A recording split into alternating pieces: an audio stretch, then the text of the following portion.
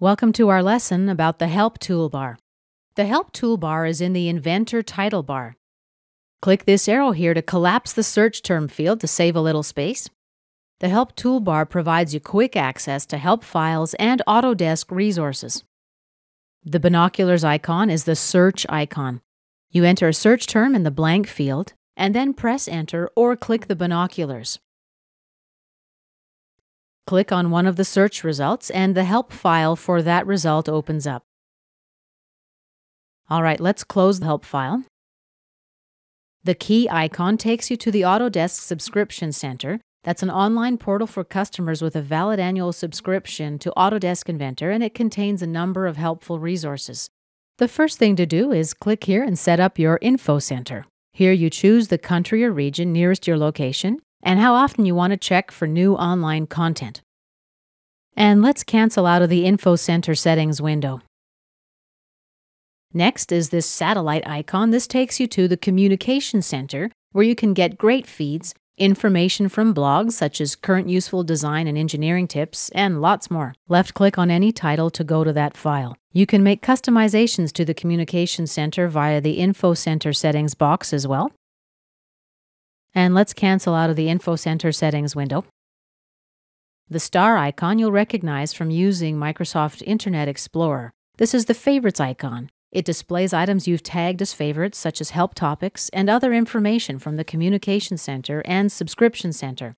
Next is the Inventor Help Topics icon. You click here to launch Inventor Help files. You can also press F1 on your keyboard to launch Help. Let's close the Help. By the way, if you press F1 while you've got a command active, you'll launch help for that command. Let's close this help file.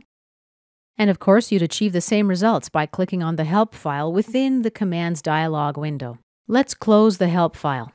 And we'll also close the Move Face dialog window. There's a little downward-facing arrowhead next to the help icon.